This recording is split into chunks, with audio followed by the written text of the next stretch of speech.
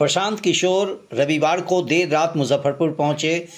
पारू में होने वाले उनकी मीटिंग रद्द हो गई। प्रशांत किशोर ने पीएम मोदी के बिहार दौरे में पहले किया जोरदार हमला। बोले, बिहार में चुनाव है, इसलिए जनता से अपना प्रचार करने आ रहे हैं। उन्हें बताना चाहिए कि बिहार में फैक्ट्रियां क्यों नहीं लगती है। प्रशांत किशोर गांधी और अंबेडकर की तस्वीर साथ लगाने पर बोले, आज भाजपा को हराने के लिए इन दोनों नेताओं को मानने वाले लोगों के साथ आना जरूरी है। मुजफ्फरपुर में आयोजित प्रेस कॉन्फ्रेंस में संबोधित करते हुए प्रशांत किशोर ने कहा, पीएम मोदी के 29 मई को होने वाले बिहार दौरे पर प्रतिक्रिया दिए और कहा कि मोदी जी गरीब और पिछड़े राज्य बिहार के पैसे से अपना प्रचार करेंगे। वे बिहार के विकास के लिए कोई घोषणा नहीं करेंगे, लेकिन बिहार की गरीब जनता को पैसा उनके सुरक्षा और सभाओं पर खर्च होगा। पिछले महीने वे पंचायती राज दिवस पर मधुबनी आए थे। हम पूछते हैं कि वे इस साल ही पंचायती दिवस मनाने बिहार क्यों आए, पिछले साल या उससे पहले क्यों नहीं आए। इस साल बिहार में चुनाव है, इसलिए वे आएंगे। उन्होंने घोषणा की कि बिहार से नई ट्रेन शुरू होगी, लेकिन जब तक बिहार में फैक्ट्री नहीं लगती तब तक हमारे युवा इन ट्रेनों में बैठकर दूसरे राज्य में जाकर मजदूरी करने को मजबूर हैं। उन्हें बताना चाहिए कि बिहार में फैक्ट्री कब लगेगी, बंद पड़ी चीनी मिल कब चालू होंगी। इसके साथ ही प्रशांत किशोर ने मीडिया के जरिए प्रधानमंत्री से सवाल किया कि मोदी जी ने 2015 में आरा की रैली में बिहार के लिए 1,25,000 करोड़ के पैकेज की घोषणा की थी। उनके घोषणा के 10 साल हो गए। मोदी जी को बताना चाहिए कि उन्होंने राशि भेजी या नहीं, और अगर उन्होंने राशि भेजी तो उन्हें बताना चाहिए कि बिहार में उनकी और जदयू की सरकार ने उस राशि को लूट लिया। प्रशांत किशोर गांधी और अंबेडकर के तस्वीर साथ लगाने पर बोले, आज भाजपा को हराने के लिए इन दोनों नेताओं को मानने वाले लोगों को साथ आना जरूरी है। जनसुराज के झंडे पर गांधी के साथ अंबेडकर के फोटो लगाने पर प्रशांत किशोर ने कहा कि जनसुराज की भाजपा से लड़ाई विचारधारा पर आधारित है। भाजपा को देश में लगभग 40% वोट मिले, जबकि देश में हिंदुओं की आबादी 80% है। इसका मतलब है कि 40% हिंदुओं ने बीजेपी को वोट नहीं दिया। जनसुराज की कोशिश है कि 40% हिंदू जिसने भाजपा के खिलाफ वोट दिया और मुस्लिम समुदाय को एक साथ लाया जाए और एक राजनीतिक और सामाजिक गठजोड़ बनाया जाए, जिससे हम भाजपा को चुनौती दे सके। उन्होंने कहा कि जो 40% हिंदू भाजपा को वोट नहीं देते हैं, उनमें गांधी, अंबेडकर, लोहिया और जेपी जी के विचारधारा को मानने वाले लोग हैं। समय से इस बात का उत्तर दे रहा हूँ कि जो व्यक्ति राजनीति में नहीं है उस पर मैं टीका टिप्पणी नहीं करता हूँ, चाहे वो नीतीश जी के लड़के हों या लालू जी के लड़के हों या किसी दूसरे के लड़के। जहाँ तक मैं समझता हूँ कि नीतीश जी के लड़के अभी राजनीति में नहीं हैं, अभी तक कोई औपचारिक घोषणा जदयू की ओर से या नीतीश जी की ओर से या उस बच्चे की ओर से नहीं हुई है। तो बाकी जो चीज चल रहा है वो खाली स्पेकुलेशन है, जिसका कोई महत्व नहीं है, इसीलिए उस पर टिप्पणी नहीं करते। अगर जदयू से या नीतीश जी से या निशांत के द्वारा खुद ऐसा कहा जाएगा कि हम राजनीति में आ रहे हैं, तो उस पर टिप्पणी की जाएगी। भाजपा नेता मनीष कश्यप, पता है ये बात आपको पता है कि नहीं पता? कोरोना काल में सबसे ज्यादा स्वास्थ्य सेवाओं की कमी बिहार में दिखी कि नहीं दिखी? देश में सबसे ज्यादा कोरोना के टेस्ट बिहार में कोविड के हुए कि नहीं हुए? और अफरा तफरी मची कि नहीं मची? ऑक्सीजन के अभाव में सबसे ज्यादा लोग तड़फड़ाए कहाँ, मरे कहाँ बिहार में? उस समय स्वास्थ्य मंत्री कौन था? यही मंगल काल वाले थे। कहा कि स्वास्थ्य मंत्री के रूप में हम देख रहे थे। अरे भाई देख रहे थे तो सुनिए, ठीक है, बिल्कुल स्वास्थ्य मंत्री प्रशांत किशोर नहीं थे। स्वास्थ्य मंत्री, अरे सुनिए मेरी बात, हम बंगाल में अपना काम कर रहे थे, मंगल पांडे के शब्दों में पैसा कमा रहे थे, मान लीजिए, तो कोई गैर कानूनी काम नहीं कर रहे थे। स्वास्थ्य मंत्री देश के, बिहार के आप न हैं, बंगला में आप न रहते हैं। स्पेयर के बिहारियों के पैसा से गाड़ी पर आप न चल रहे हैं, तो जवाबदेही आपकी है। आपकी कोई बिहार का लड़का वकील है अभी हार्वर्ड में, तो कहिएगा कि हार्वर्ड में पैसा कमा रहा है, तो भाई वो अपना काम करने गया है। एक पॉलिटिकल इशू है, बार-बार जदयू के नेता और प्रधानमंत्री के तौर पर आकर पूरे बिहार के पंचायत से जुड़े हुए लोगों को बस और पैसा देकर बुलाकर भाषण देना दूसरी बात है। भाई मोदी जी पिछले साल क्यों नहीं आए पंचायती राज के लोगों से मिलने बिहार में? इतना समझ आपको होना ना चाहिए भाई। इसी साल बिहार के पंचायती राज के लोगों का चिंता हुआ है। इसी साल किसान के स्वनिधि का पैसा बिहार से जाएगा। अब चुनाव नवंबर के बाद फिर आपको दिखेंगे नहीं 2 बरस।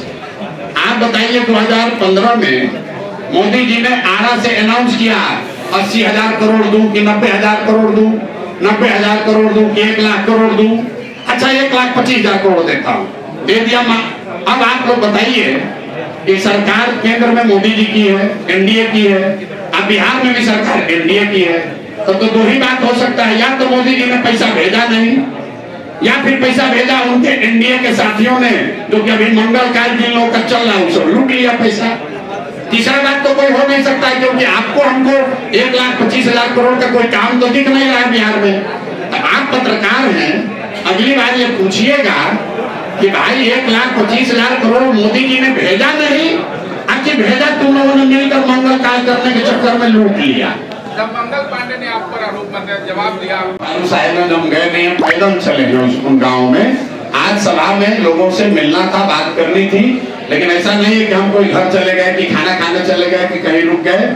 महानार से आते समय भीड़ की वजह से जगह जगह लोगों ने रोक लिया, स्वागत के चक्कर में वो लेट हो गई, कार्यक्रम लेट हो गया। हम पटना से 12:30 बजे चले हैं और महानार 1.5 घंटा लेट पहुंचे हैं भीड़ की वजह से, और फिर महानार से निकलते समय 1.5 घंटा और लेट हो गया, 9 बज गया, इसीलिए यहाँ पर भी लेट से पहुंचे हैं। जल्दी वापस आएंगे, और वैसे भी जब बिहार बदलाव यात्रा के दौरान आएंगे तब तो फिर से हर विधानसभा में यहाँ पर 2-2 दिन रहेंगे, कोई चिंता नहीं। काम को अपने राजनीतिक फायदे के लिए इस्तेमाल कर रहे हैं, उनका चरित्र ही वो आपके सामने है, आप वो देख लीजिए और तय कर लीजिए। जब ऑपरेशन सिंदूर हुआ तो उसमें तो पक्ष विपक्ष सारे लोग, चाहे आप किसी पार्टी के वोटर हैं, आपने सबने समर्थन किया सरकार का। और जब ऑपरेशन सिंदूर हो गया तो झंडा लेकर खाली भाजपा वाले घूम रहे हैं। तिरंगा यात्रा, तो भाई तिरंगा यात्रा अगर कोई निकालेगा तो देश की जनता निकालेगी। देश की जनता ने समर्थन किया था, तो जब लड़ाई लगी तो देश की जनता। आप भी देख लीजिए, मैं बता रहा हूँ कि गांधी को के विचारधारा के मानने वाले जो हिंदू हैं वो ऐसा मानते हैं, वो समझते हैं कि वो भाजपा के विचारधारा से उनका इत्तेफाक नहीं है। जो आजादी की लड़ाई लड़ी गई तो गांधी के विचारधारा के मानने वाले लोग कहाँ थे? वो कांग्रेस में थे। जो गांधी के विचारधारा को नहीं मानते थे वो कहाँ थे? वो संघ में थे। बात क्लियर है? इसमें आपको क्या नहीं समझ में आ रहा है? आप जरा समझिए कि आरक्षण चाहे 10% हो या 100%, अगर आपका बच्चा 12वीं ही पास नहीं कर रहा है तो आरक्षण का लाभ आपको मिलेगा कैसे? उसी जातीय जनगणना के आधार पर 23 या 24 नवंबर को 2023 में नीतीश कुमार, और उस समय देखिए अभी नीतीश जी कल बिजली है आया गया, बोलिए, जारी रखिए। नीतीश कुमार जी ने सदन में